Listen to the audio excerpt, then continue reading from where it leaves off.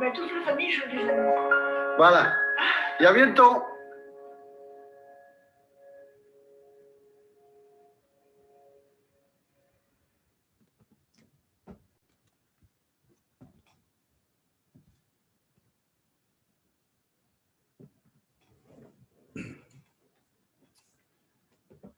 Bienvenue à toutes et à tous à la célébration de la vie de Micheline Lebois-Berger.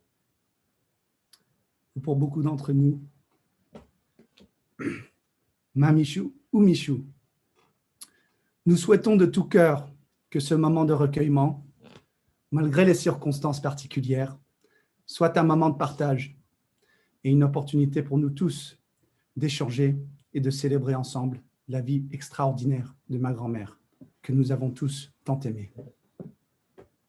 Le rassemblement de toutes les personnes ici présentes, de tous les différents chapitres de la vie de Mamichou, témoigne en lui-même ce don si particulier qu'avait Mamichou de toucher les vies et les cœurs de tous ceux qui l'ont connu ou côtoyé. Nous aurons au programme des témoignages divers et variés qui parleront des différents rôles et chapitres de la vie de Mamichou, et nous aurons également des lectures de certains textes de théosophie qui illustreront la philosophie des théosophes si chère à Mamichou et à son mari Claude. À la conclusion des lectures de textes de théosophie, nous aurons aussi le privilège d'assister à un enregistrement d'un extrait de conférence de 1977 où Mamichou parle sur la destinée de l'homme. Un petit rappel avant que nous commencions. Pour tous ceux qui voudront partager des anecdotes, textes ou sentiments, nous avons un livre d'or en ligne qui sera ouvert jusqu'au 1er juin. Le lien d'accès est dans le courriel d'invitation que vous avez tous reçu la semaine dernière. Et nous enverrons également un rappel par email avec le lien du livre d'or, ainsi que celui de l'enregistrement de la célébration d'aujourd'hui. Nous commencerons ce moment de recueillement avec quelques mots de la part de mon père, Axel, qui voudra rendre hommage à sa mère. Papa, je te passe la main.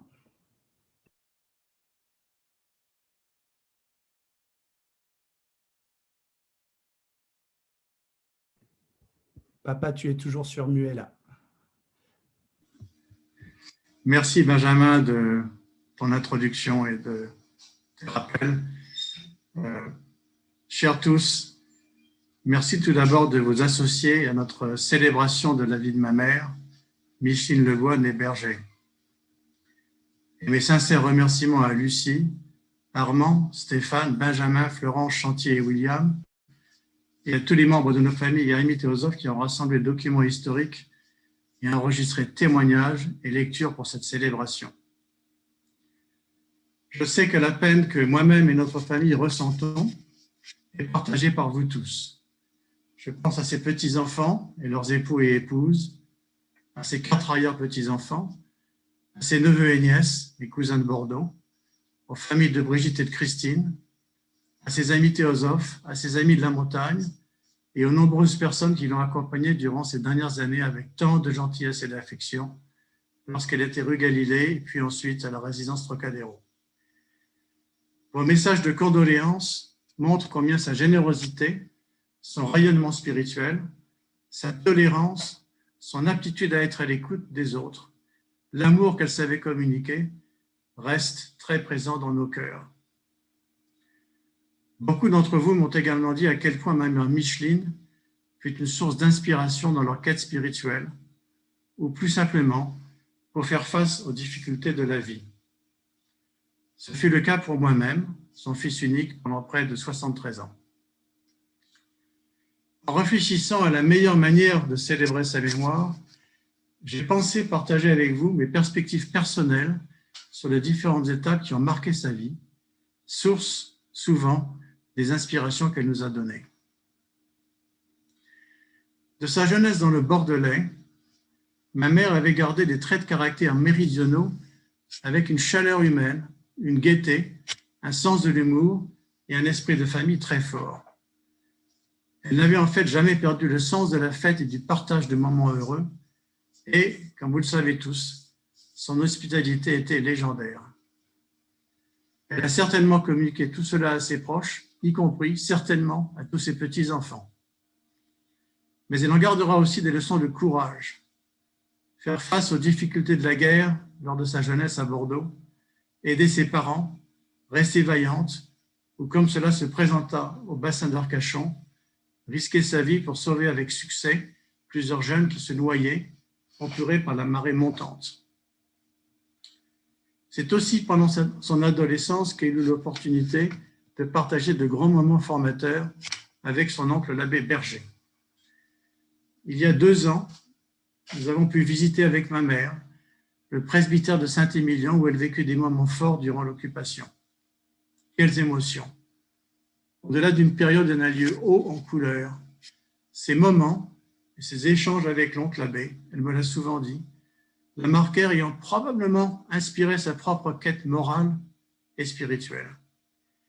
J'ai donc demandé à mon cousin Bernard de nous raconter cet épisode au nom des neveux et nièces de ma mère, mes cousins, et à la mémoire de nos aïeux. Puis, à la suite de leur mariage en 1947, ma mère Micheline émigra à Paris avec mon père, Claude.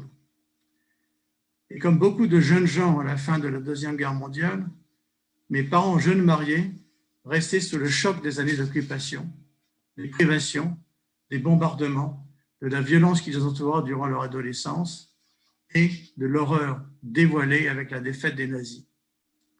Et des questions multiples, morales et spirituelles, en découlèrent. Ma mère et mon père, qui partageaient une grande indépendance et ouverture d'esprit, étaient en quête de réponses. C'est alors qu'en 1950, mes parents découvrirent ce qui devait devenir le fil conducteur du reste de leur vie, la théosophie. Tous deux y trouvèrent réponse à leur quête spirituelle. L'oncle de mon père, mon grand-oncle, Edmond Henrico, familier des ouvrages de Madame Blavatsky, les y encouragea. Au fil des années, leur engagement avec la Loge unie des théosophes de Paris grandit. Un immeuble fut acquis rue Kepler, permettant d'accueillir le public et d'organiser le travail des volontaires. Ma mère Micheline y consacrait une grande partie de ses loisirs, ainsi que mon père. Une école de théosophie fut créée. Son petit livre bleu est toujours un recueil de références pour grands et petits en quête de versets de sagesse.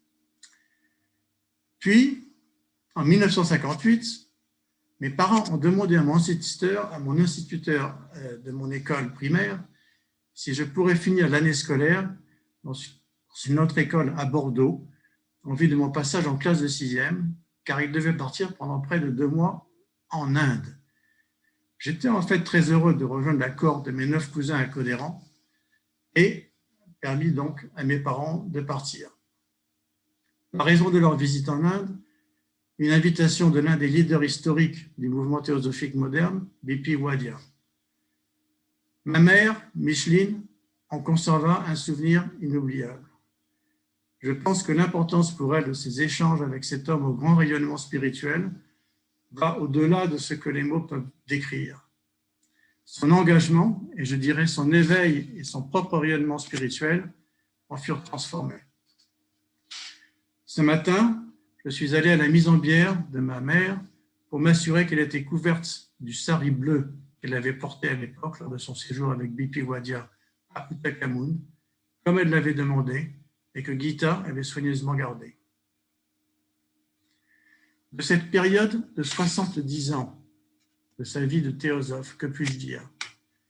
Vous serez nombreux aujourd'hui à en témoigner. Pour ses proches, les valeurs morales qui en découlèrent font partie, je dirais, de l'ADN familial. Les valeurs de tolérance, de respect des autres, de compassion et d'hospitalité, et l'impératif de notre destinée spirituelle sont bien ancrés au travers des générations qui suivent. En tant que fils, je sais que pour elle, discipline de vie, éthique et compassion étaient intimement liées à sa vision métaphysique de notre place dans l'univers. Je me rappelle, à un très jeune âge, lui avoir demandé sur un ton facétieux, après avoir fait une bêtise, quelle était la différence entre le bien et le mal. C'est là. type de questions que toutes les mères adorent recevoir de la part de leurs enfants. Elle m'a fait asseoir et m'a expliqué que dans le cadre de notre place dans ce cycle de l'univers, le bien était tout ce qui tendait vers l'unité et le mal, tout ce qui tendait à la séparation entre les êtres et ce qui les entoure. Donc, en quelque sorte, la tête dans les étoiles et les pieds sur terre. Je médite encore sur sa réponse. La vie est faite de joie et de peine. Peu de joie partagée avec elle et ma famille et amis. La famille de Bordeaux, celle de Brigitte et de Christine, mes sœurs d'adoption, Gita et Vijaya, et puis récemment les conjoints de ses petits-enfants et ses arrière-petits-enfants. Et que de rencontres et d'amitiés nouées à Saint-Christophe-en-Loisan au cours de plus de 50 années de vie au Puy, au travers de multiples générations. Et combien de rencontres de Boulainvilliers avec les amis théosophes et chercheurs spirituels de toute confession. Et combien de dettes de reconnaissance pour tous ceux qui l'ont aidé à la fin de sa vie. Nous en aurons de multiples témoignages aujourd'hui. Comme vous le savez tous, depuis plus de 10 ans, ma mère a progressivement perdu son acuité visuelle et sa surdité s'est également aggravée au point de ne plus pouvoir communiquer, sauf à lui parler dans l'oreille ou à lui tenir la main ou l'embrasser. Et comme beaucoup d'entre nous l'ont observé, elle semblait heureuse de vivre dans son univers intérieur. Ses compagnons de la résidence Trocadéro se souviennent d'elle comme toujours souriante et avenante et très affectueuse avec tous.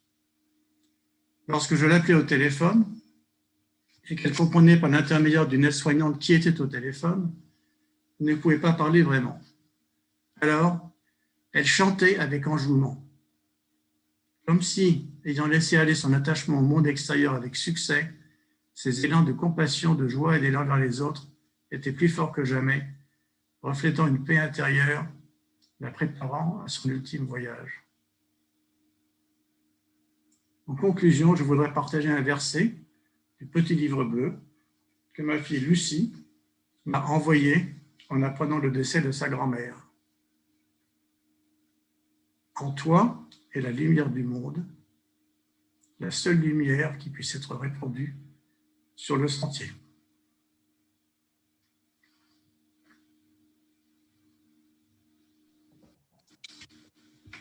Merci, papa, pour ton hommage émouvant. De la part de nous tous ici présents, nous te remercions du fond de notre cœur.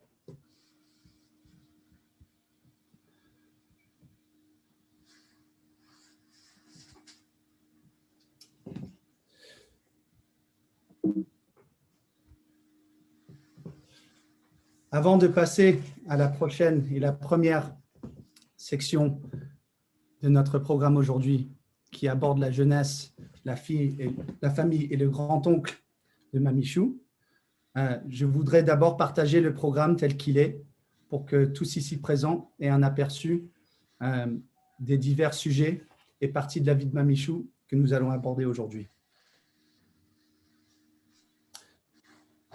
Nous allons maintenant passer au prochain chapitre de la célébration de sa vie, qui abordera le premier chapitre de sa vie, la vie de Mamichou, celui de son enfance et de sa jeunesse.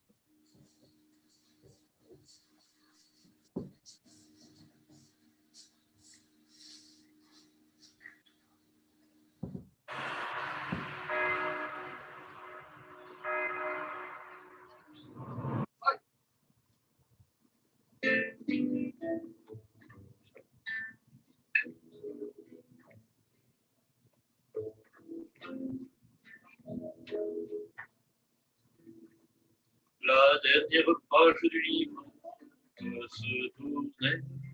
Il reste tant d'amour à vivre, à butiner. Il reste tant d'amour à vivre, tant d'amour à vivre. Au jour qui se voile de givre, d'obscurité, il reste tant d'amour à vivre, à Dorothée. Il reste tant d'amour à vivre, tant d'amour à vivre. À l'éclat sonore du cuivre, par nuit feutrée, il reste tant d'amour à vivre, à orchestrer, il reste tant d'amour à vivre, tant d'amour à vivre. Au pas trébuchant de l'enivre, mal emboîté, il reste tant d'amour à vivre, à sangloter, il reste tant d'amour à vivre, tant d'amour à vivre. Au cri du vaincu qui se livre, tout apeuré, il reste tant d'amour à vivre, à espérer, il reste tant d'amour à vivre, tant d'amour à vivre. Au souffle du vent qui délivre l'inconsolé, il reste tant d'amour à vivre, à convoler, il reste tant d'amour à vivre, tant d'amour à vivre. Des pays où danse la vouivre en majesté, il reste tant d'amour à vivre, à méditer, il reste tant d'amour à vivre, tant d'amour à vivre. À deux pas d'une route à suivre sans hésiter, il reste tant d'amour à vivre, à enchanter, il reste tant d'amour à vivre, tant d'amour à vivre. La dernière page du livre peut se fermer, il reste tant d'amour à vivre, à enflammer, il reste tant d'amour à vivre, tant d'amour à vivre.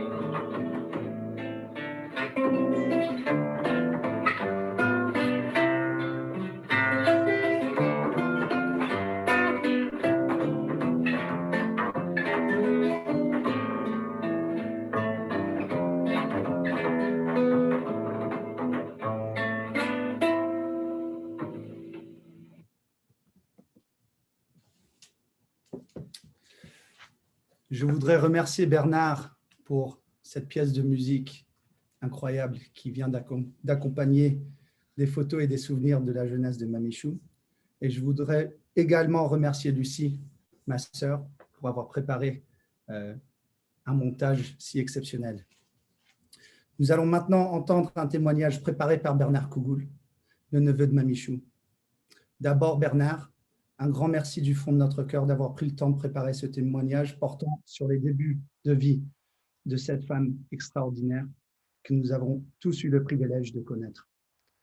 Nous savons tous à quel point la jeunesse de Mamichou, sa vie famille et en particulier les liens forts qu'elle a entretenus avec son oncle furent fondamentaux à la fois pour le développement de ses traits de caractère, mais également pour sa vision de la vie, son rapport avec les autres et sa profonde humanité. Voilà, bonjour à tous. À la demande d'Axel, il me revient d'évoquer la période de la vie de Michou auprès de l'oncle abbé. Michou est né Micheline Berger. Il faut que vous le sachiez, chez les Bergers, il est une figure qui a marqué toute la famille et bien au-delà, celle de l'oncle abbé, c'est-à-dire le frère de Henri, notre grand-père, Axel, mes frères et sœurs, Annie, Henri, le père de Daniel, le père de Suzanne, et le père de celle que nous aimons, appelée aujourd'hui Michou, l'oncle abbé. Il a été curé de Saint-Émilion de 1906 à 1950, député de la Gironde de 1924 à 1932. Et c'est très souvent auprès de lui que Michou aura vécu les années d'occupation sous le régime de Vichy, alors qu'elle vivait la fin de son adolescence et son avancée vers l'âge adulte. Alors, ce n'est pas par simple souci historique que, avec Axel, frères et sœurs, nous avons voulu rappeler cette proximité, mais pour donner aujourd'hui, avec un peu d'émotion, pour donner écho à ce que Michou elle-même a souvent exprimé. Non pas comme un souvenir, mais comme une véritable initiation reçue de lui, cet oncle abbé, en parole et en acte, nous le verrons. Une initiation à ce qui allait être pour Michou sa propre trajectoire de vie ouverte, à la générosité aimante, respectueuse de toute personne, et puis une spiritualité nourrie de méditation autant que d'études des textes dits sacrés. Et puis, ce qu'elle a reçu aussi, on peut le penser, c'est une force de caractère propre à prendre des risques, que l'humanité soit toujours préservée dans sa dignité. C'était pendant ces années d'adolescence et d'avancée vers la jeunesse. Et l'ombre de la soutane, cet habit ecclésiastique, n'a pas fait écran à la lumière du cœur généreux et affectueux d'un aîné, et d'un aîné illustre au-delà de la famille. Un aîné soucieux de voir sa nièce grandir en confiance, en liberté, vers son propre avenir. Confiance et liberté, en cette période, ce n'étaient pas des mots en l'air, ce n'étaient pas des mots pieux. Quand l'abbé prenait tous les risques pour organiser la protection d'aviateurs parachutés, la protection de familles menacées de déportation pour être juives, tout en tenant son rôle de leader spirituel auprès de la communauté catholique et de ceux qui il apportaient les sacrements,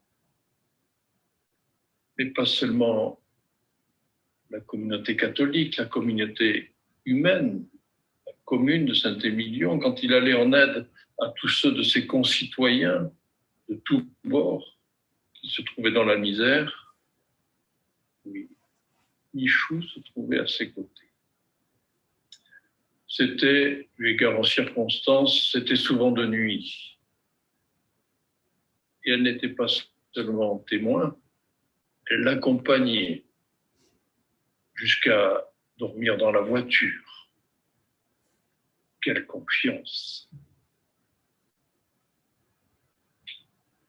Inquiété à la libération, l'oncle abbé a été accusé d'avoir soutenu le régime et il fut incarcéré à Bordeaux jusqu'à son procès en juillet 1945.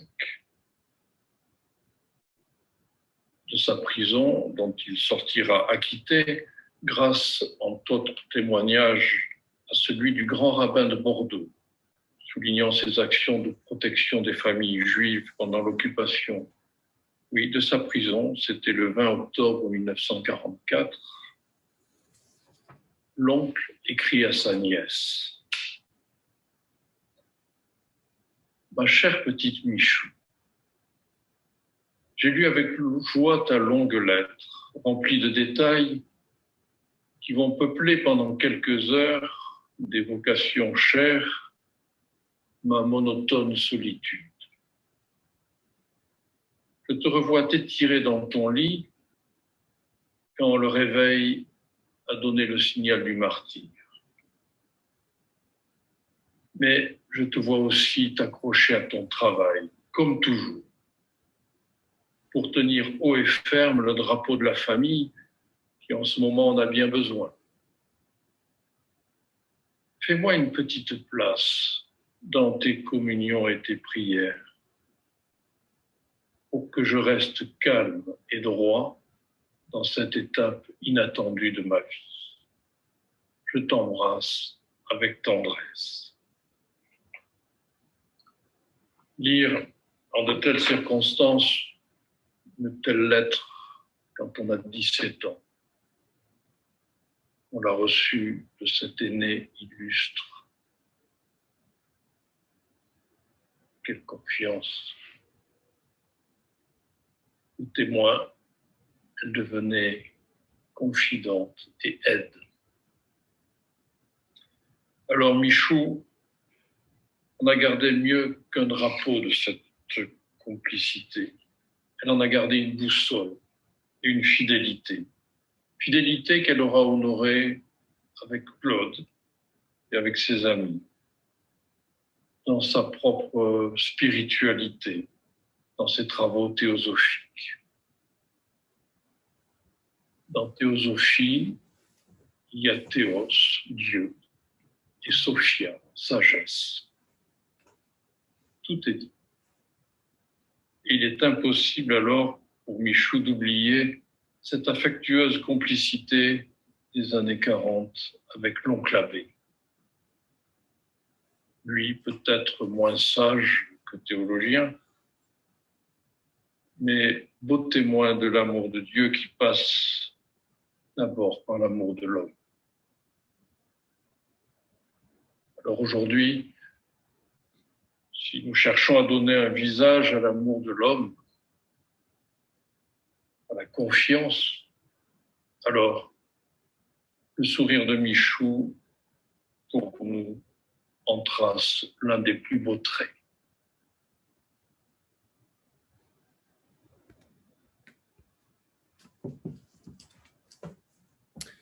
Merci Bernard d'avoir partagé ces anecdotes avec nous tous aujourd'hui et de nous avoir donné un aperçu sur l'histoire de la famille qui a joué un rôle si important dans la vie de Mamichou.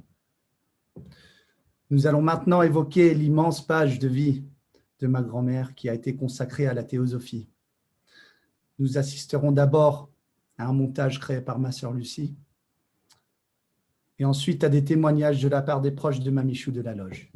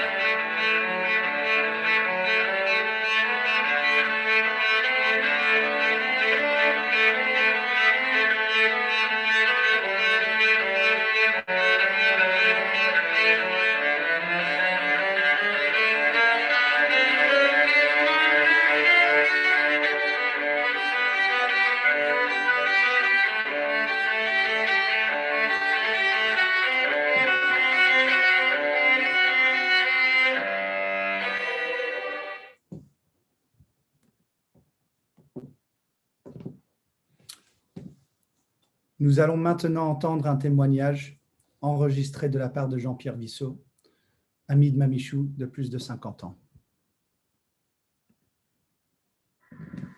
Très chère Micheline,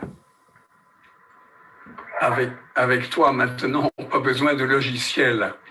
De là où tu es, tu nous entends tous, avec ton cœur gros comme une maison. Avec ce cœur d'abord, large et ouvert, attentif et vibrant, toujours plein de sagesse, de douceur et de compassion, et cette délicatesse qui savait rester présente le temps qu'il fallait quand nous étions dans la peine ou l'épreuve. Avec cette intelligence discrète à la loge, notamment quand il fallait attendre et laisser émerger une solution à nos problèmes de coordination dans les prises de décision. Avec ta constante et indéfectible présence à toutes nos réunions et conférences, à Paris comme à Dijon, malgré les difficultés et l'heure tardive des fins de soirée. Personnellement, tu m'avais accueilli dès 1970 à la loge pour une conférence donnée par Jean-Louis Siemens sur la Bhagavad Gita. Et peu après, alors que tu m'avais invité chez toi, rue de Boulainvilliers, et que c'est Claude qui m'avait ouvert la porte, je lui avais demandé « Toi aussi, tu es invité ?» Bel exemple de ta discrétion et de ton sens de l'impersonnalité. Tu avais aussi montré la voie à Marie-Madeleine, ma femme, qui était venue faire un peu de secrétariat avec toi rue Kepler et qui avait eu plaisir à venir plusieurs vendredis déjeuner avec toi et commencer un classement pour la bibliothèque. Quand je suis parti pour Dijon, pour mon travail en 1976, Claude et toi m'aviez conforté dans la création du groupe d'études théosophiques avec des étudiants locaux, puis plus tard dans l'acquisition d'un beau local pour la création de la loge de Dijon.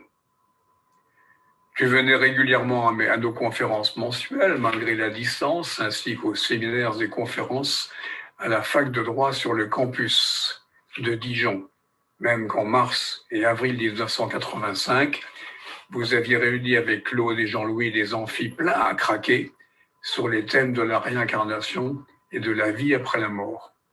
On vous avait même demandé si vous n'étiez pas des maîtres de sagesse. Mais là, c'était avant l'apparition d'Internet et nous avions bien rigolé.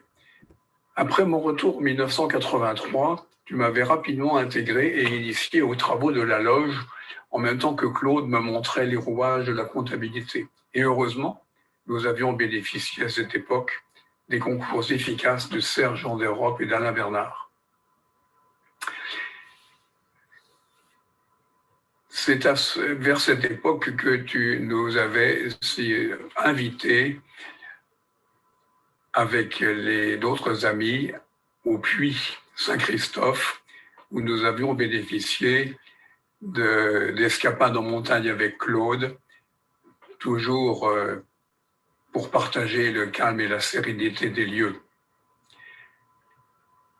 Par la suite, et c'est là aussi que vous aviez fait connaissance de Pascal Margaretas et de Bernadette, que nous avons revus ensuite à la loge. Alors par la suite, notamment après le décès de Claude, tu nous as montré l'exemple de ton courage et de ta ténacité, notamment pour la frappe et l'édition des cahiers et des programmes qu'à l'époque, nous façonnions et envoyions par courrier postal. Tu recevais merveilleusement bien chez toi, tant rue de Boulainvilliers que rue Lauriston ou rue Galilée. Et c'était toujours le joyeux capharnaüm dans la cuisine pour préparer les plats. Ensuite, les déjeuners étaient partagés dans la bonne humeur et les discussions pouvaient s'engager. Avec toi, c'était toujours un climat bon enfant et jovial, malgré tes difficultés, car tu émanais toujours la même paix et la même sérénité. À la loge, rien ne te laissait indifférente. Car malgré tes difficultés, tu restais avec le même courage et la même volonté. Concernant aussi les amis plus lointains, tu voulais toujours rester en contact avec eux, tant avec Gilberte Carré que Rosarito, Christian Adam, Bernard Fradin, Jean-Louis Siemens, dans leurs derniers moments. Et tu trouvais toujours un véhicule ou un chauffeur disponible, car on savait très bien le prix que nous attachions à tes visites. C'était un peu comme si tu avais eu le don d'ubiquité, présence permanente à chacun et à tous, comme un véritable maître de sagesse. Maintenant, pareillement, tu es partout dans notre cœur, mais sans tristesse ni découragement, comme tu l'aurais voulu. Alors, merci Micheline pour cette très belle leçon de vie.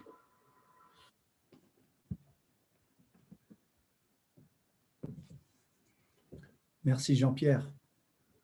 À continuation, nous aurons le témoignage de Nicole Dupuis, fille de Pierre et Betty.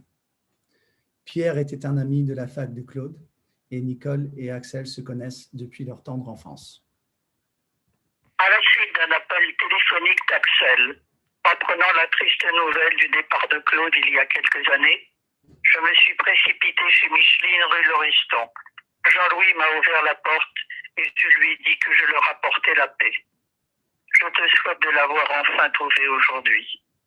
La vie doit servir à te dire merci, Micheline. Merci à la famille Leblois qui m'a tant appris et tant donné. Je t'aime, Micheline. Bon voyage, Nicole.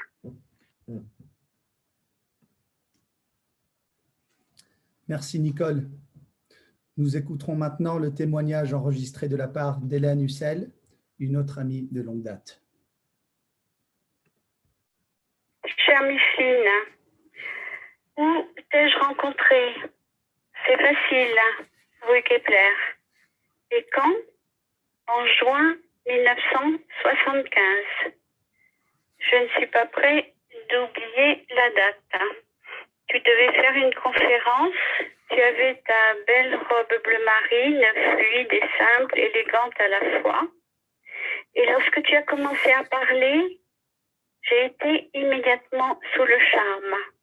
Tu avais une telle douceur, une telle façon de montrer que tout semblait facile en spiritualité. Enfin, je m'en souviendrai toujours de cette conférence. Après 2 conférences, j'arrive et je ne les vois pas. J'entends Micheline et Claude. Je me dis, mon Dieu, où est-ce qu'ils sont passés? Et puis je vois qu'à la place, ils ont mis un jeune. Ce jeune, c'était Jean-Louis. J'ai été déçue.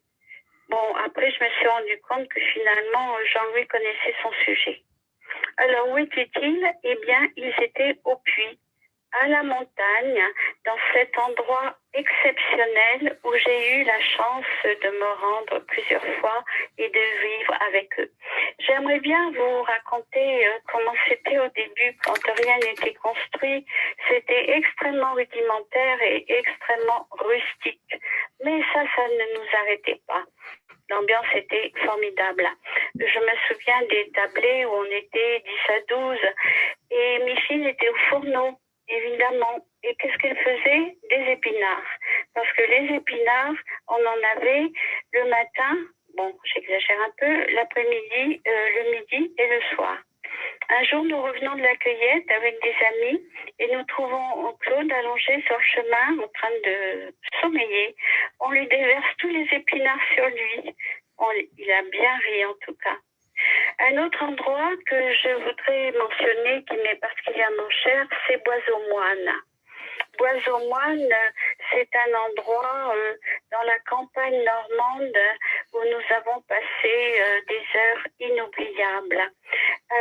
Un moment privilégié, c'était le petit déjeuner, parce qu'au petit déjeuner, on discutait, on ne pouvait pas s'arrêter.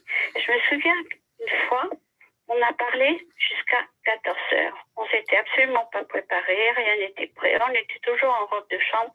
Entre-temps, Claude avait étendu toute la pelouse. Il avait abattu une énorme besogne. Il rentre dans le salon, il nous voit un peu étonné. Mais bon, il ne disait rien. 2 anecdotes au Bois-aux-Moines que j'aimerais vous raconter rapidement. Nous étions partis en petit groupe pour faire un réveillon.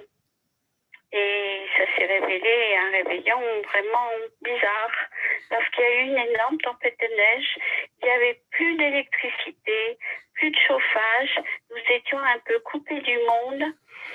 Nous avons alors ouvert une boîte de conserve et fait du feu dans la cheminée. Ça reste quand même un très bon souvenir. Une deuxième anecdote, ce sont les mouches. Un jour, on arrive tous les trois à Boiseau-Moine et la chambre parentale infestée de mouches, mais des quantités terribles. On se serait cru dans un film d'épouvante. Alors Claude a attrapé l'aspirateur et il a aspiré les mouches, aspiré jusqu'à ce que ce soit vivable. Il était tard, il dit bon, je vous emmène au restaurant, on va se remettre de tout ça. Bon, quand on revient, c'était évidemment assez tard, toutes les mouches s'étaient échappées de l'aspirateur. Il a fallu tout recommencer. Alors ça, ce sont des souvenirs qui sont évidemment personnels, mais qui restent de très très bons souvenirs. Ensuite, il y a eu les voyages à Dijon, à Vienne. Il y a eu beaucoup de théâtre et beaucoup de cinéma, parce que Micheline et moi, nous étions très cinéphiles.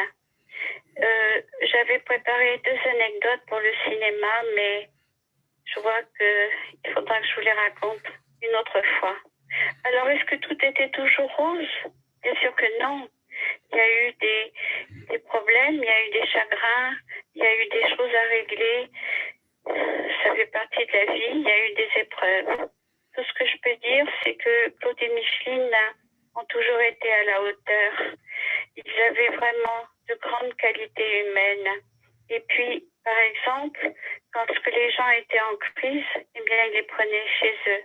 Ils étaient vraiment aimés et ils aimaient aussi les autres. Alors, chère Micheline, eh bien, ce que je peux te dire aujourd'hui simplement, c'est au revoir. On était bien avec toi, on était bien avec vous. J'aimerais pas que ça s'arrête en fait.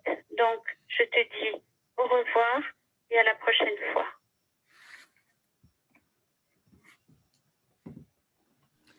Merci Hélène.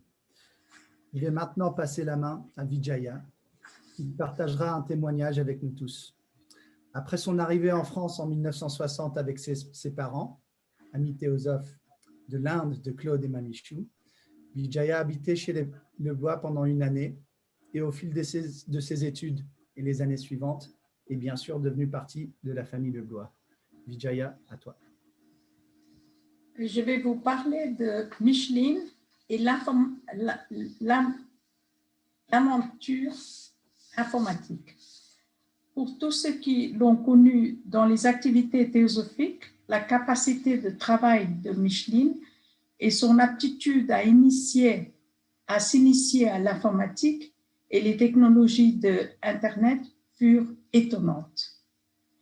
Pendant de nombreuses années, Micheline contribua à la saisie et vérification de multiples textes d'ouvrages et de livrets de la Logénie des théosophes en langue française et le suivi de leur édition avec les moyens de saisie traditionnels, c'est-à-dire par la machine à écrire.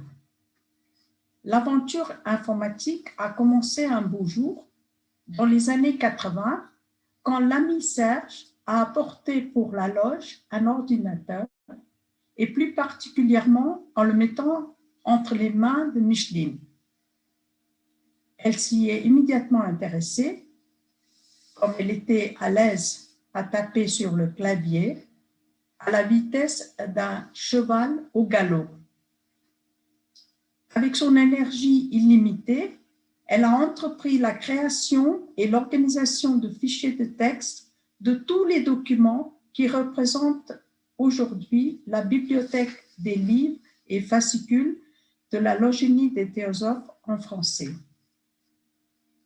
Puis, en 1997, alors qu'elle avait 70 ans, est arrivé l'Internet et la possibilité de créer un site web pour le public. Elle a donc appris à construire un site web avec Serge et moi-même. On pouvait discuter avec elle en utilisant le jargon informatique auquel elle s'est adaptée très vite. Elle contribua ainsi d'une manière active à la conception de notre premier site web et en suggéra la structure et la navigation pour les visiteurs internautes.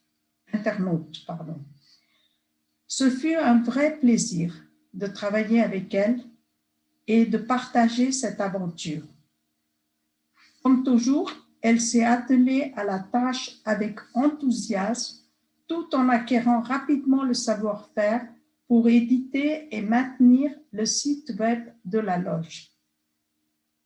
Voilà, je voulais simplement rappeler le travail considérable et la créativité de Micheline pendant les années dans ce domaine.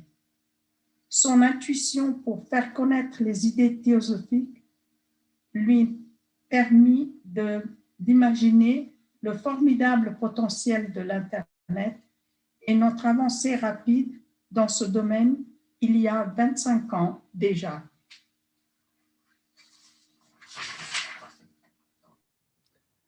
Merci beaucoup, Vijaya. Nous passerons maintenant à un chapitre qui nous est très cher, celui de sa vie de montagnarde. Nous verrons quelques photos du puits, quelques vidéos, de ce lieu si unique et précieux que Mamichou et son mari, Claude, ont construit et développé avec tant d'amour et passion. Ce montage sera suivi par un témoignage de la part de ma mère, Christine Leblois.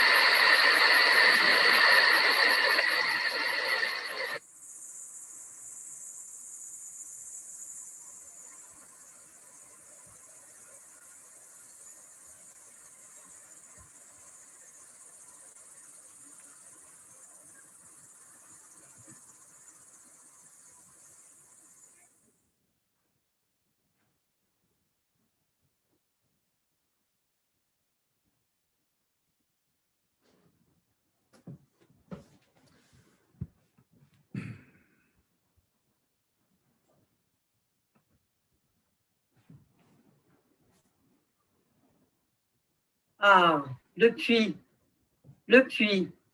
cette maison dont Micheline a su faire le centre de gravité de notre tribu, attirant comme un aimant les visiteurs de tous bords, avec une hospitalité tranquille et bienveillante. Les amis théosophes, réfléchis et profitant de l'enseignement que Micheline offrait libéralement, mais aussi les néophytes qu'elle a guidés pour leurs premiers pas de réflexion. Les voisins, avec lesquels elle aura établi des liens profonds, et tous les autres, les joueurs de poker menteurs, les couche-tard et les lève-tôt. Claude a enseigné la montagne à tous les marcheurs qui ont grimpé ce sentier et les a accompagnés dans les randos et les escalades. Micheline, elle, a enseigné la joie de partager cet endroit unique qui reste dans la mémoire de tous nos visiteurs de ce nid d'aigle. Elle aura pendant 50 ans été la présence centrale de ces étés montagnards, avec sa générosité et son sens de l'humour. Depuis un démarrage plutôt inattendu, face à cette ferme montagnarde dont le confort laissait vraiment à désirer. Micheline, infatigable au fil des années, aura vu certes une amélioration des ressources domestiques, mais aussi 4 générations de Leblois, pour qui c'est la maison. Depuis la mule jusqu'à l'hélicoptère, en passant par les sacs à dos pleins et les enfants en bas âge, Micheline a laissé sur le sentier la trace de ses pas. Famille et amis se souviendront de la confiture de rhubarbe de renommée internationale, des yaourts au lait en poudre écrémé fait maison. Je vois les grimaces de la jeune génération. Mais surtout, de ces après-midi sereins sur la terrasse, auxquels Micheline, tranquillement, donnait par sa présence une aura de bonheur et de fraternité. Merci Micheline pour ces années de lumière.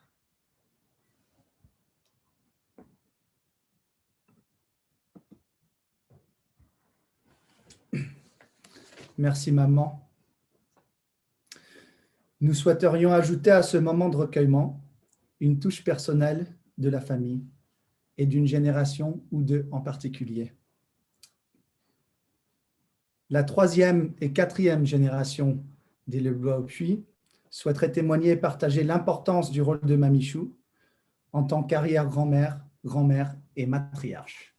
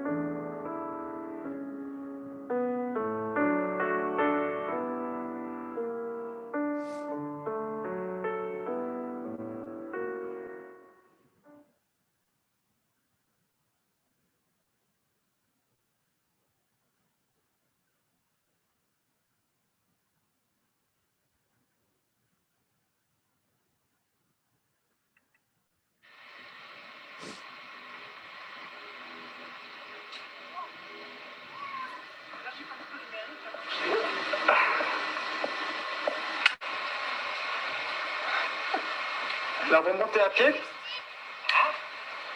Vous l'avez pas vue? Non, elle n'est pas là.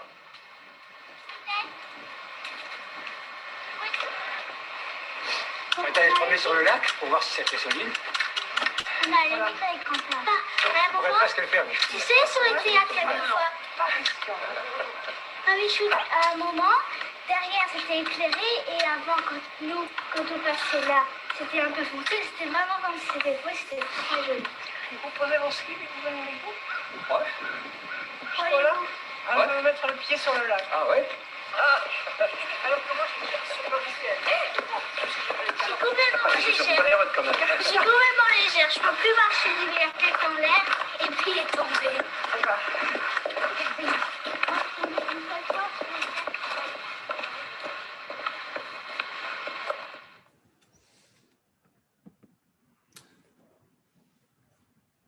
Nous commencerons donc cette série de témoignages familiales avec le témoignage de la part de deux des arrière-petits-enfants de Mamichou, Alexandre et Camille. Chaque été, quand nous allons en France, nous arrivons d'abord à Paris.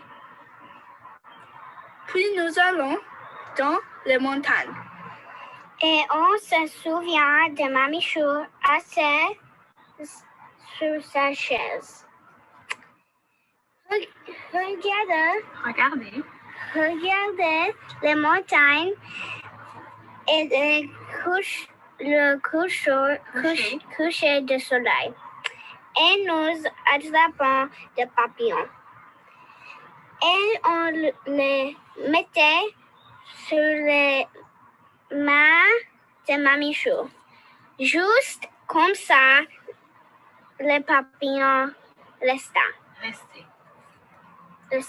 Avant de rentrer à la maison, nous restions toujours dans l'appartement de Mamichou.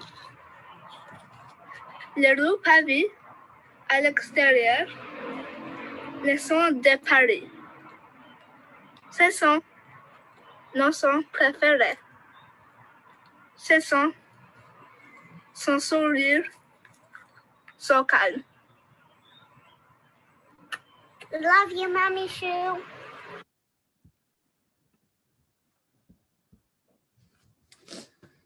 Un grand merci à Alexandre et Camille, qui représentent donc la nouvelle génération des arrière-petits-enfants de Mamichou.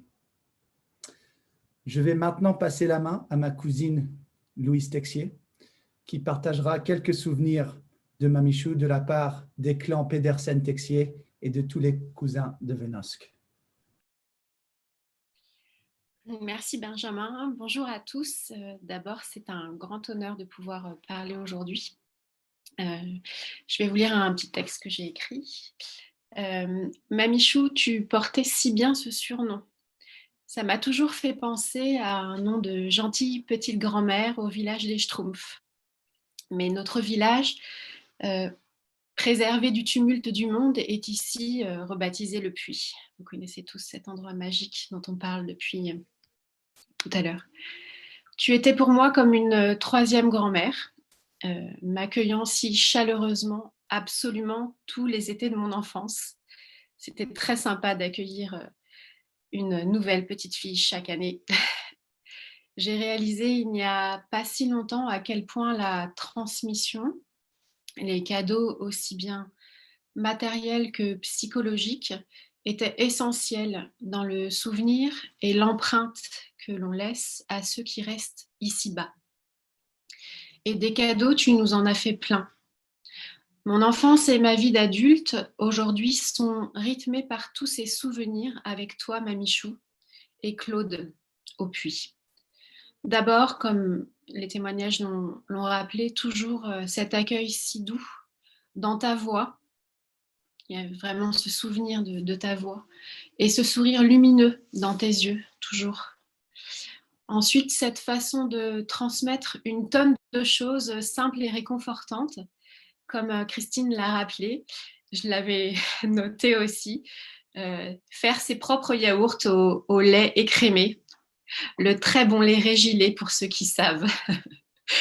savoir faire des confitures, cueillir des salades au potager de Paul Paquet, parce qu'il faut savoir cueillir les salades de la bonne manière. Prendre des bains dans des bassines dehors, toutes nues, devant la petite maison, enfin devant la maison, sur l'herbe. Une enfance en grande liberté. On était très libres. Je repensais à ça tout à l'heure et je me disais que c'était quand même une sacrée qualité que tu avais de nous laisser libres. Se poser aussi le soir au coin du feu et être juste ensemble dans ce salon au puits. Des moments comme suspendus et qui restent à jamais gravés dans ma mémoire. Au-delà de tout cela, l'éveil spirituel, ces discussions sur le banc de pierre de la terrasse du puits, où tu me parlais alors que j'étais jeune, puis adolescente, tu me parlais de philosophie, de théosophie. Je me rappelle de conversations interpellantes, inédites pour moi à l'époque, et qui font sûrement qu'aujourd'hui, je pratique l'hypnose et que j'accompagne les gens, j'essaye de les accompagner avec sagesse. 2 anecdotes imprimées en moi. La première, c'est une histoire de ballon. En effet, avec Axel et Christine, nous avions choisi à Bourdoisan un ballon avec des bandes multicolores, mais nous étions 3 enfants, Yann, notre cousin, Lucie et moi, pour un seul ballon. Donc je vous laisse imaginer. C'est vite devenu un peu compliqué.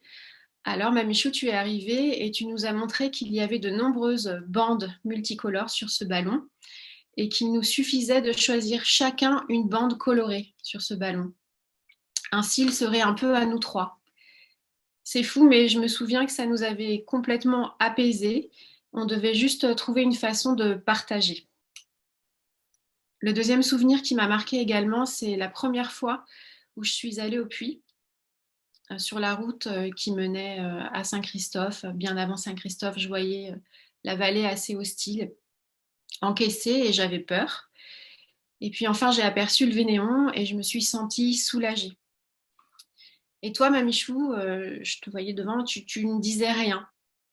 Mais je voyais que tu avais un sourire apaisant car tu avais confiance. Tu savais toujours réconforter et consoler.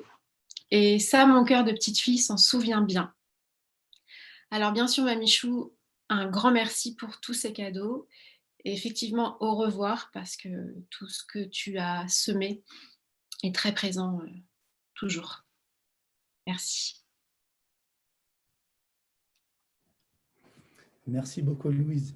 De très beaux souvenirs.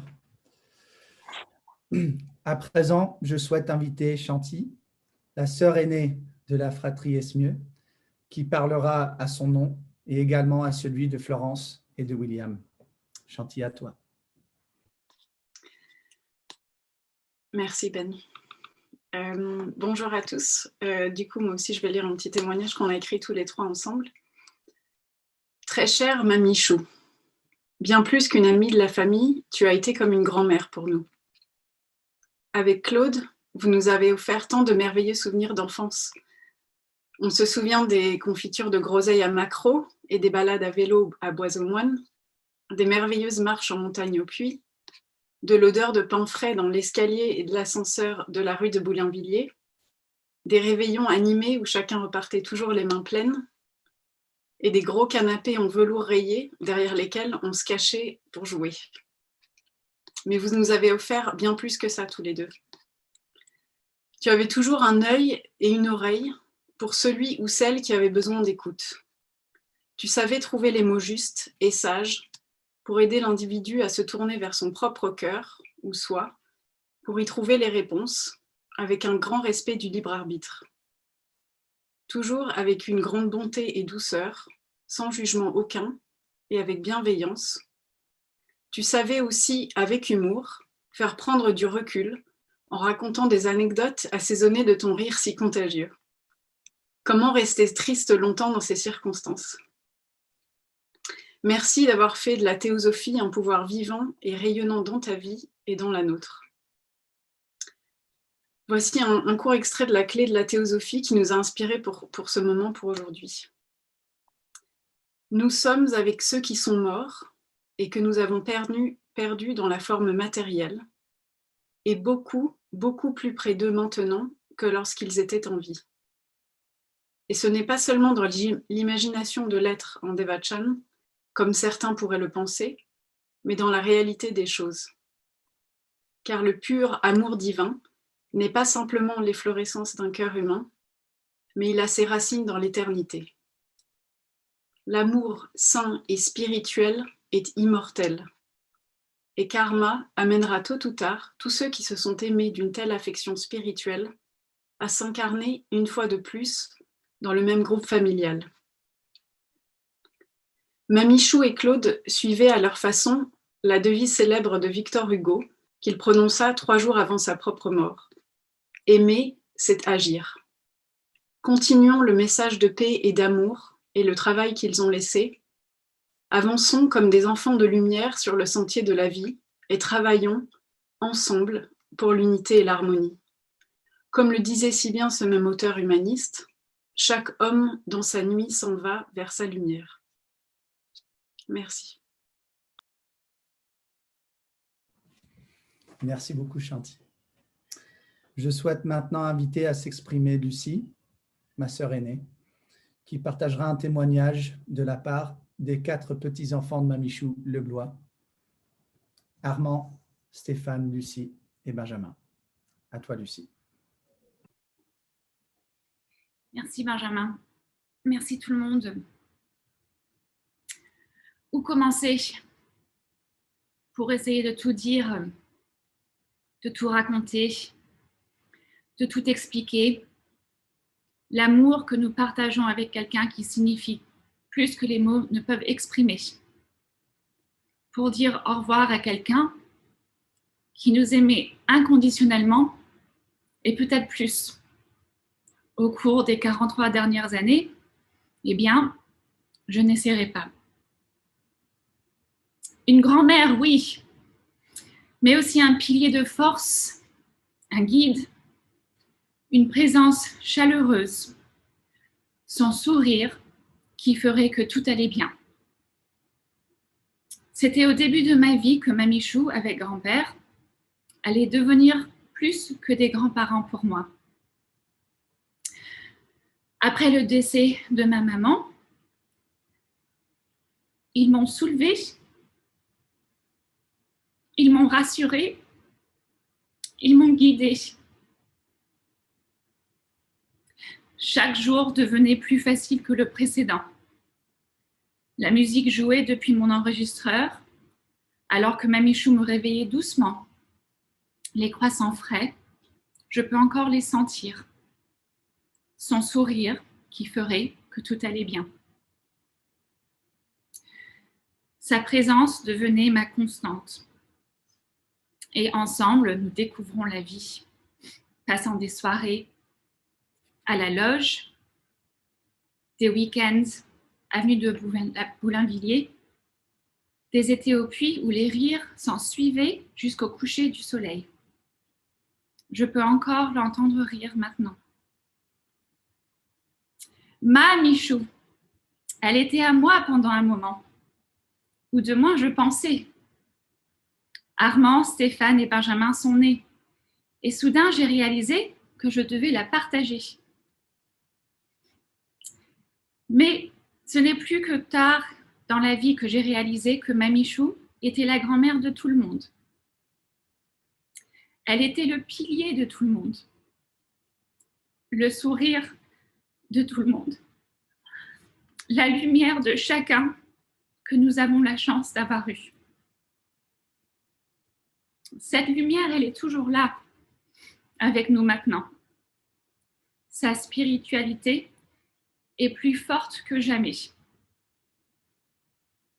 J'ai passé la semaine dernière à rassembler sa vie, avec papa et Christine, avec mes frères, avec Ramzi, Alexandre et Camille, et avec beaucoup d'entre vous, pour réfléchir à qui elle était au-delà de notre Mamichou, pour se souvenir d'elle dans son ensemble, son enfance à Saint-Émilion, sa jeune énergie vibrante qui déambule dans les rues de Paris avec grand-père, sa découverte de la théosophie, son entrepreneuriat, devenir mère, grand-mère, arrière-grand-mère, amie de temps, guide de nous tous.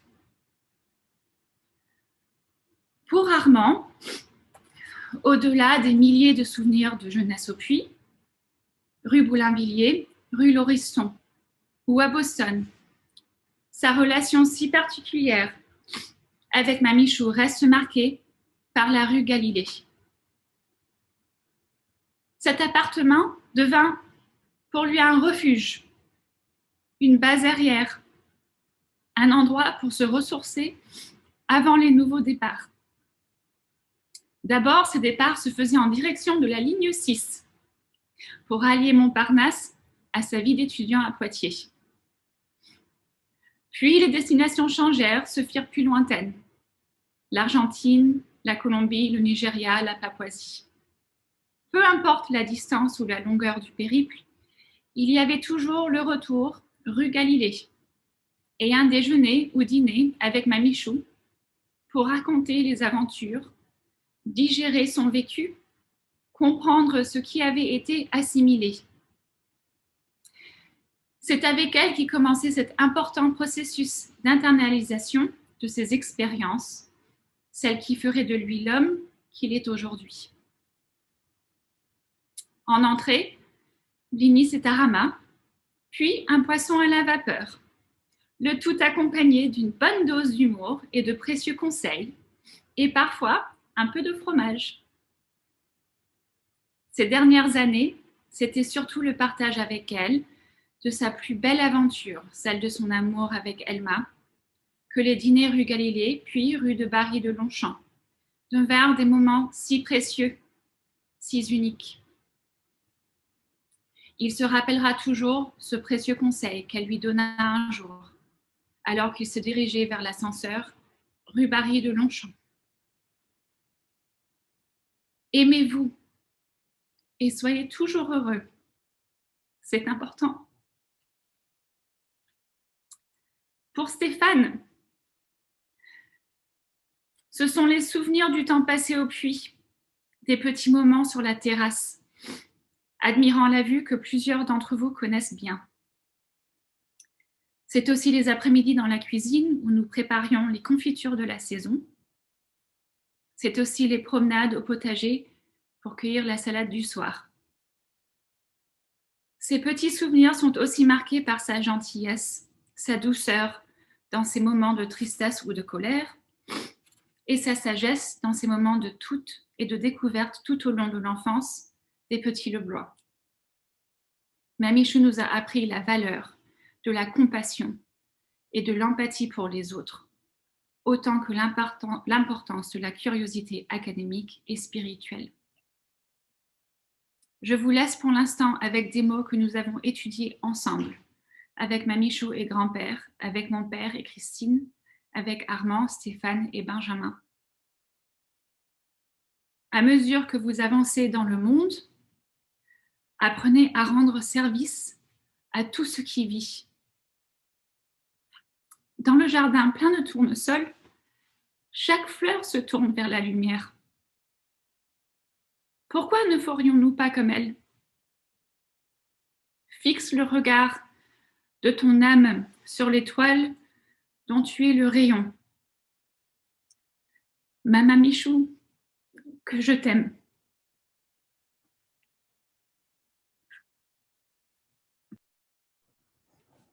Merci Lucie. Je souhaite maintenant inviter Gita Esmieux, sœur adoptive de mon père Axel, à partager quelques mots et pensées auprès de Mamichou. Gita. Merci. Merci à tous. Je suis très émue, bien entendu, comme chacun, donc je vais essayer de parler normalement. Merci à tous, famille, amis, intervenants et participants. Quelle mobilisation! C'est extraordinaire. Juste un petit rappel qui a déjà été évoqué au début de tous ces témoignages et cette commémoration, la rencontre en 1960, ça vous paraît peut-être une antiquité, mais la rencontre en 1960 des familles Leblois et Chary, Chary étant le nom de jeune fille, le mien et celui de Vijaya. Donc, rencontre en 1960 des familles Leblois et Chary, ce fut le déclic instantané, rencontre à Paris. Chacune des deux familles avait entendu parler de l'autre par l'intermédiaire d'un ami commun dont on a évoqué le souvenir tout à l'heure, en Inde, Bipi Wadia, mort 2 ans auparavant, en 1958. Mais il avait déjà, peut-être par une certaine don de clairvoyance, il avait dû savoir que la destinée de ces deux familles était quelque part convergente. Depuis cette année, les liens d'amour et d'unité ont été consolidés, partageant la même philosophie de vie toutes ces années, donc avec Mamichou et Claude. C'est quoi cette philosophie de vie? C'est très simple, nous nous efforçons de vivre des valeurs de tolérance, on l'a entendu, les témoignages sont si éloquents, de non-sectarisme, de liberté de pensée, de confiance dans la vie. Et ce, avec simplicité, joie et surtout humilité. C'est du work in progress, comme on dit en anglais, un chantier toujours en cours. Donc, nous ne sommes pas parfaits, mais nous tendons vers, et c'est un idéal qui nous inspire. Nos 7 enfants ont reconnu et intégré ces valeurs dans leur vie respective. On a entendu tous ces témoignages et quand on dit 7, ce n'est pas un nombre limité, 4 Leblois, 3 Ismieux, mais il y a bien entendu Louise, etc. Donc on a vu que vraiment tous ceux qui étaient en contact ont intégré ces valeurs dans leur vie respective. Quelle fierté, quelle joie! En disant adieu à Mamichou, comment ne pas sentir une grande reconnaissance à l'égard de Micheline et Claude pour leur générosité et leur hospitalité. Au nom de Vijaya, Dominique et moi, nous vivrons en harmonie et unis en cœur avec vous, Axel et Christine. La partie qui suit est composée de courtes lectures et je laisse Stéphane prendre le relais. Merci.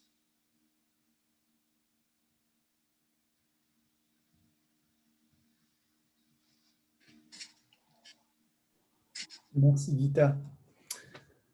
Avant de passer à la section de lecture théosophique qui sera guidée par Florence pour donner du contexte et un petit peu de commentaires autour de l'importance de chaque lecture, nous allons d'abord entendre directement de la part de Mamichou.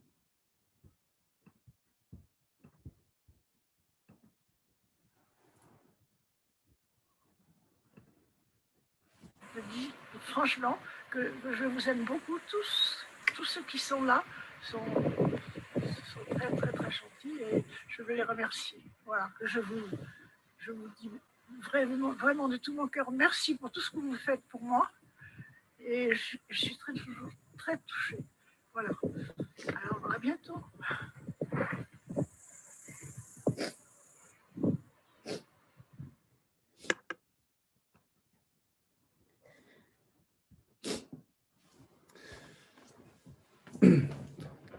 Nous allons donc passer à la section théosophique. Florence, je te passe la main en partageant mon écran aussi pour que tu puisses guider les lectures. Bonjour à tous. C'est un honneur de présenter cette partie et de partager ce moment spécial avec vous. Donc, on va commencer donc, les lectures théosophiques et il y aura différents extraits des textes et ouvrages principaux d'HPB ou de William Quinn George. Et on va commencer avec une lecture d'Alain Bellé, qui est un ami de longue date. Et il fait un extrait de La lumière de l'Asie.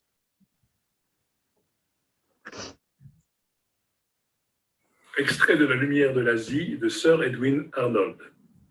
Karma est cette totalité d'une âme, des choses qu'elle a faites, des pensées qu'elle a eues, le soi qu'elle a tissé sur la trame invisible du temps, le soi qu'elle a ourdi sur la chaîne imperceptible des actes.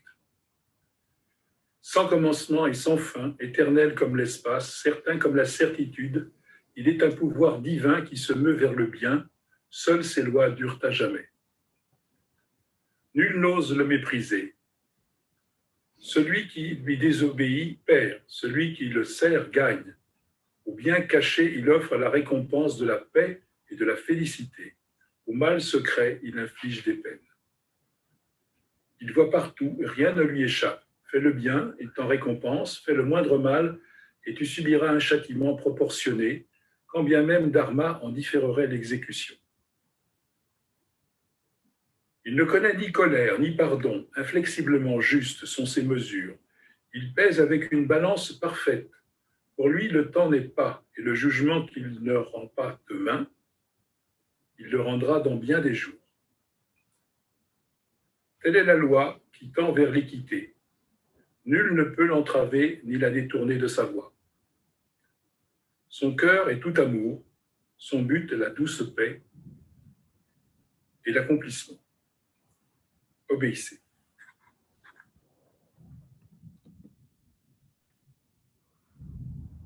Alors, le prochain extrait est tiré de la Bhagavad Gita, qui est une œuvre majeure, notamment dans l'hindouisme. Et ça sera lu par Alain Bernard, un ami de très longue date de Mamie Chou et Claude, et qui a aidé à la modernisation de l'immeuble de la loge, notamment avec eux.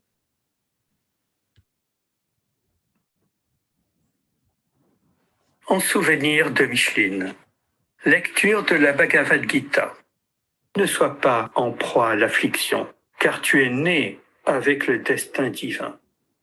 Tu te lamentes sur des êtres sur lesquels il ne faudrait pas se lamenter. Jamais il ne fut un temps où moi, Krishna, ni toi, ni tous ces princes de la terre, cessâmes d'exister. Et nous ne pourrons jamais cesser d'exister dans l'avenir. Ainsi que le Seigneur de cette dépouille mortelle y éprouve tour à tour l'enfance, la jeunesse et la vieillesse, de même les éprouvera-t-il dans les incarnations futures. Celui qui est convaincu de cette vérité ne peut jamais être troublé, quoi qu'il lui arrive.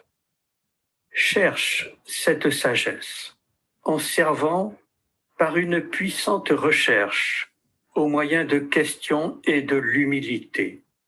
Les sages qui voient la vérité te la communiqueront. Et la connaissant, jamais tu ne retomberas dans l'erreur. Par cette connaissance, tu verras toute chose et toute créature en toi-même d'abord, et ensuite en moi, Krishna. Même si tu étais le plus grand des pécheurs, tu parviendrais à traverser l'océan des péchés sur la barque de la connaissance spirituelle. Tel le feu naturel réduit le bois en cendres. De même, le feu de la connaissance réduit en cendres toutes les actions. Il n'existe ici-bas nul purificateur comparable à la connaissance spirituelle, et celui qui est parfaitement consacré verra dans le cours des temps la connaissance spirituelle jaillir spontanément en lui. Il y a dans le cœur de chaque créature le maître Ishvara, qui par son pouvoir magique cause la rotation de toutes les choses et de toutes les créatures sur la roue universelle du temps. Prends refuge en lui seul et de toute ton âme. Par sa grâce, tu obtiendras le bonheur suprême, le lieu éternel.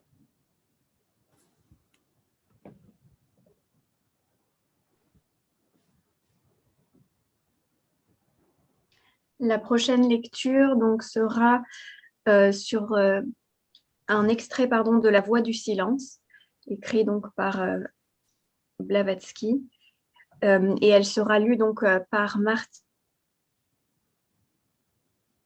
Grivet, donc, qui était une chère amie de Manichou et Claude, et qui partageait notamment leur passion pour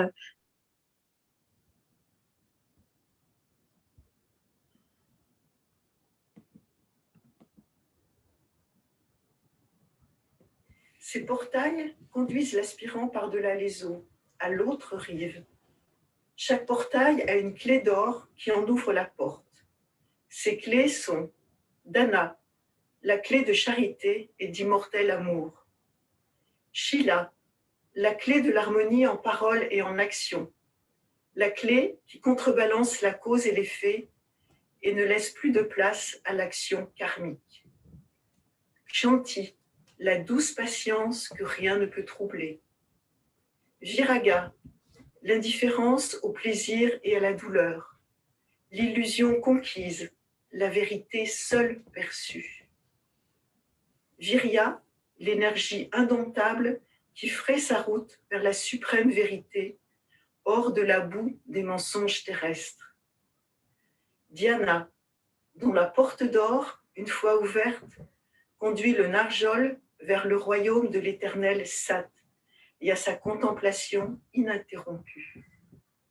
Prajna, dont la clé fait de l'homme un dieu, le créant Bodhisattva, fils des Dhyani. Telles sont les clés d'or des portails.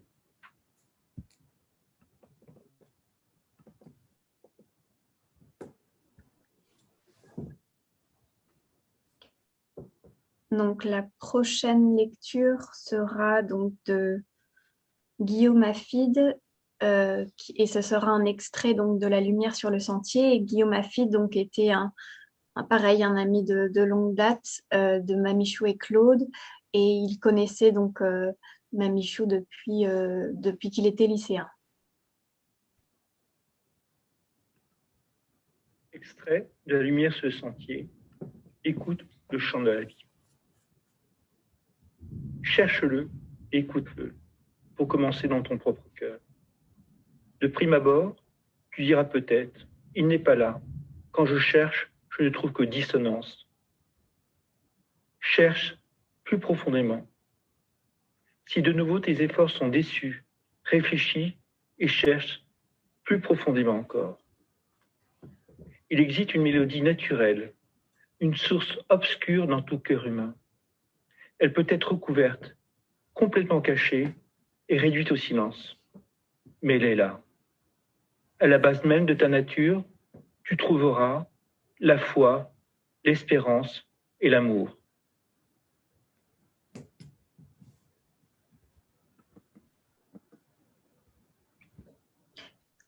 Cette lecture donc sera de Monique Joly, qui est donc aussi également une amie très chère de Mamichou et Claude, et c'est d'ailleurs une des amies les plus anciennes de Mamichou, et ce sera donc un extrait de La Voix du silence.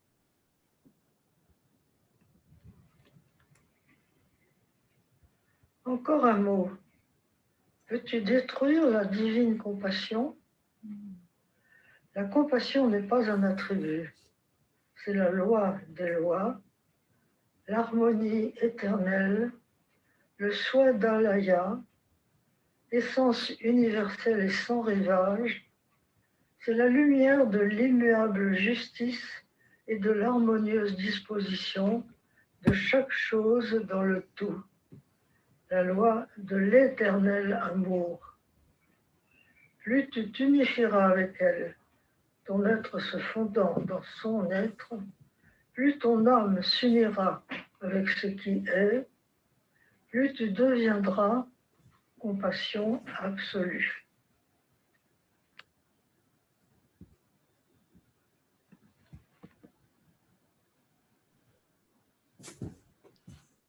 Et donc, pour ce passage, ce sera une lecture donc, de Serge Van der Ropp, de La Voix du silence. Et Serge donc, était un ami donc, de la loge qui a contribué notamment donc, au début de l'apprentissage informatique, notamment de Mamichou, et a contribué donc, à tout le travail d'informatique.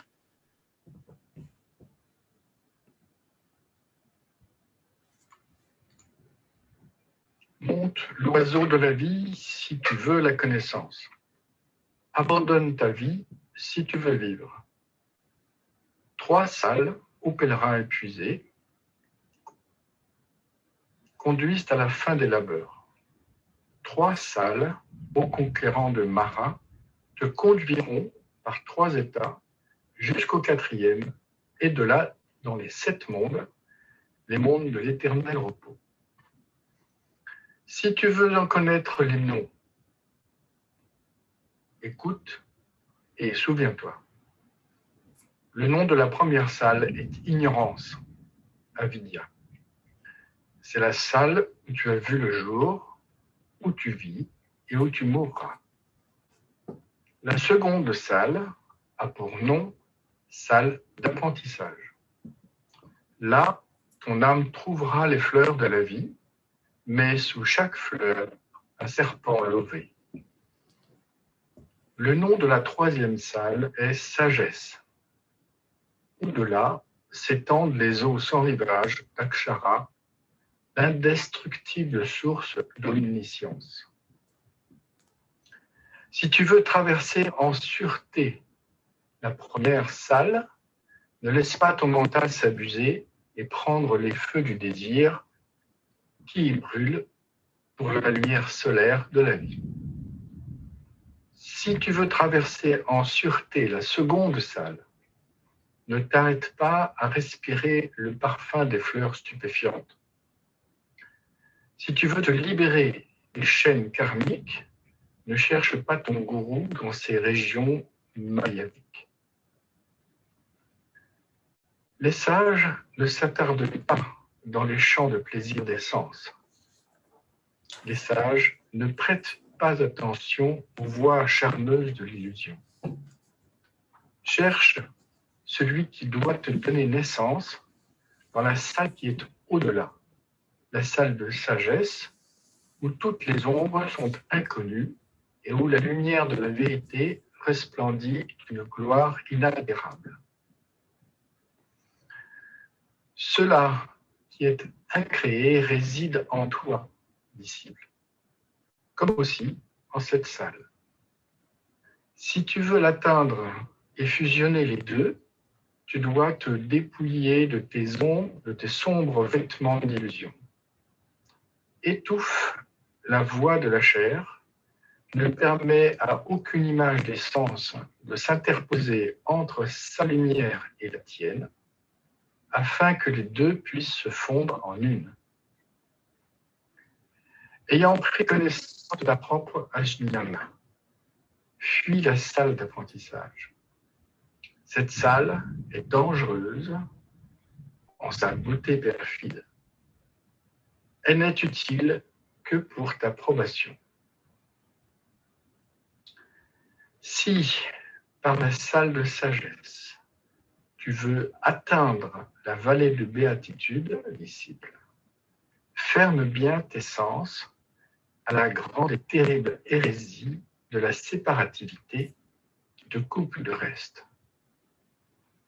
Ne laisse pas ton principe né du ciel, perdu dans la mer de Maya, se couper de l'universel parent âme, mais fais que le pouvoir de feu se retire dans la chambre la plus secrète, la chambre du cœur, demeure de la mère du monde. Alors, du cœur, ce pouvoir s'élèvera dans la 6e région, celle du milieu, qui est comprise entre tes yeux, et là, il deviendra le souffle de l'âme une, la voix qui remplit tout, la voix de ton maître. C'est alors seulement que tu pourras devenir un marcheur du ciel qui foule les vents au-dessus des vagues et dont les pas n'effleurent pas les ondes.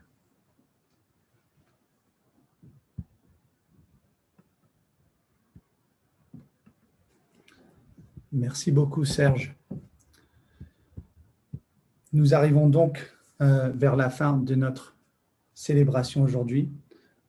Et pour faire la boucle de la section de lecture théosophique, nous allons partager maintenant une présentation d'une conférence de 1977 préparée par Mami Chou.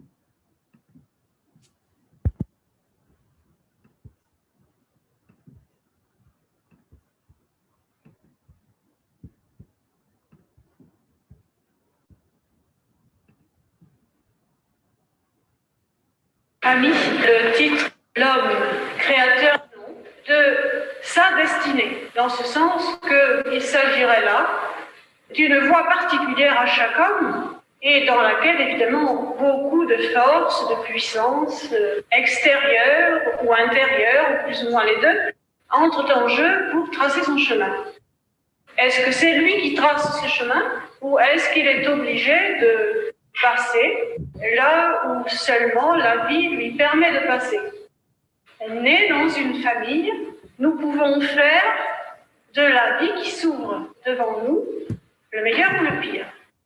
Quelles que soient les circonstances, quel que soit l'entourage, quelle que soit l'éducation, nous pouvons faire en sorte que dans les difficultés les plus grandes, nous puissions trouver en nous-mêmes un centre de paix, quelquefois de contentement, dans le fait que la chose est acceptée comme une expérience qui permet de mûrir et d'ouvrir quelque chose en soi qui rend sensible, par exemple, à ce qui peut toucher les autres dans les mêmes circonstances. Mais d'un autre côté, nous savons qu'au milieu de la guerre, l'homme peut découvrir l'importance de la paix et dans la violence, commencer à s'exercer, à pratiquer la non-violence. Ainsi de suite, et nous pouvons voir alors qu'une fois de plus, l'homme intérieur s'oppose aux circonstances, à l'environnement et à ce qu'il a reçu, qui semble au départ être une fatalité. Il est donc à la fois, dans une certaine mesure, le créateur de ce qu'il va cueillir. Il n'y a pas un d'entre nous qui puisse dire qu'il ne mourra pas. S'il y a un terme à cette vie, et personne ne peut le nier, que signifie cette existence? Et dès qu'il se pose ce genre de questions, il prend une distance par rapport à la mort, car il ne l'accepte plus comme telle, mais il se pose des questions pour savoir ce qu'elle représente. Est-ce qu'elle est une fin? Est-ce qu'elle est un changement d'état? Est-ce qu'elle est une progression? Et là déjà, nous voyons que dans une certaine mesure, l'homme est le créateur de ce que cet homme intérieur acceptera de faire ou de ne pas faire dans les circonstances que la vie lui propose.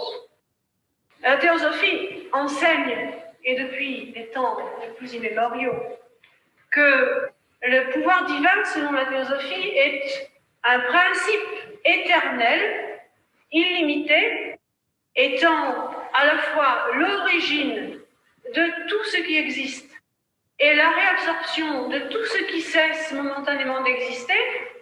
Ce pouvoir divin, lorsqu'il se manifeste, est dans le cœur de chaque être, et dans tout atome, et dans tout ce qui vit. Cette expression du divin s'appelle l'âme.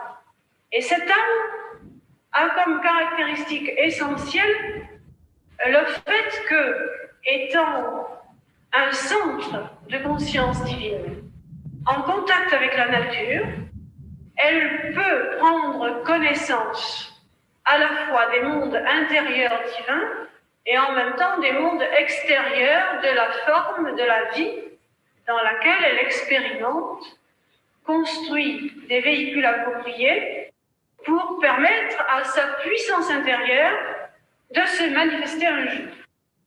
Et dans cette pratique, il se réveille un jour comme un Dieu, c'est-à-dire un pouvoir vivant de la nature.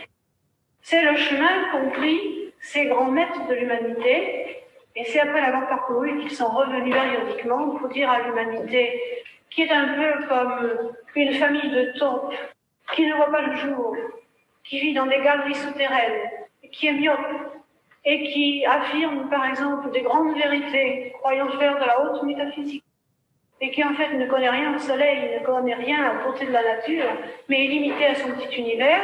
Ses maîtres sont venus pour lui dire, il y a un soleil, il y a une vie, il y a de l'air à respirer, il y a une autre dimension à la vie, et cette dimension, chacun de vous la possède, il suffit de savoir l'exploiter.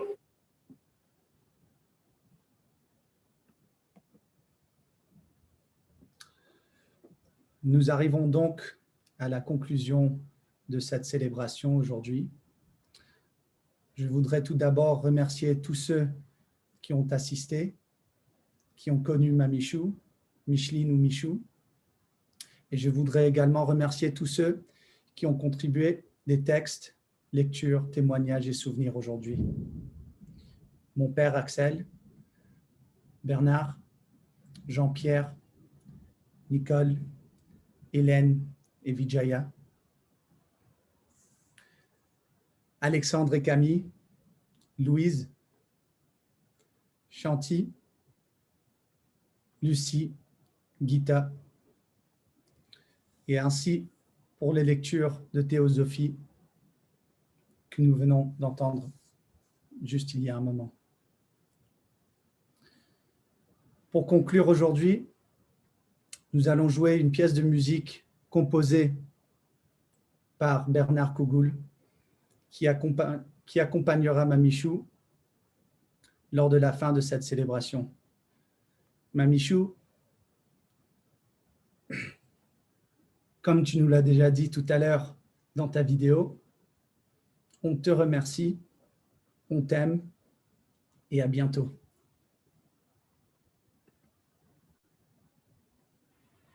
Voilà.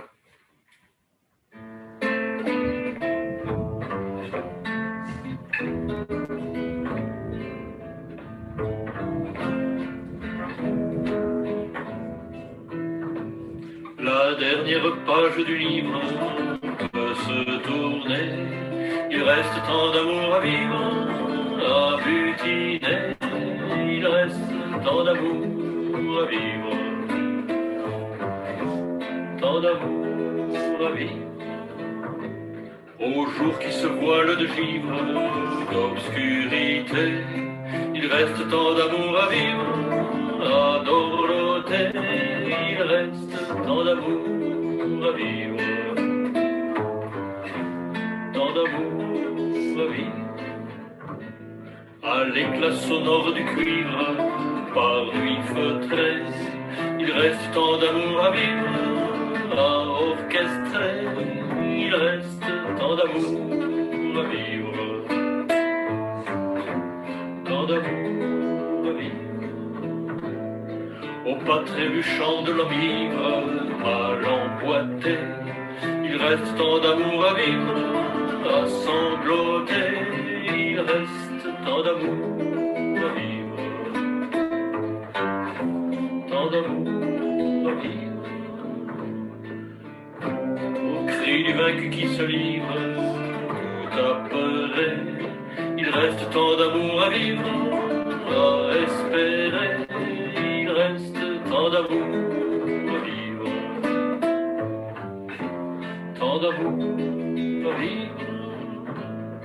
Au souffle du vent qui délivre l'inconsolé, il reste tant d'amour à vivre, à convoler. Il reste tant d'amour à vivre, tant d'amour à vivre. Des pays où danse la vouivre en majesté, il reste tant d'amour à vivre, à méditer. Il reste tant d'amour à vivre, tant d'amour à vivre. À deux pas d'une route à suivre sans hésiter, il reste tant d'amour à vivre, à enchanter. Il reste tant d'amour à vivre, tant d'amour à vivre. la dernière page du livre peut se fermer. Il reste tant d'amour à vivre.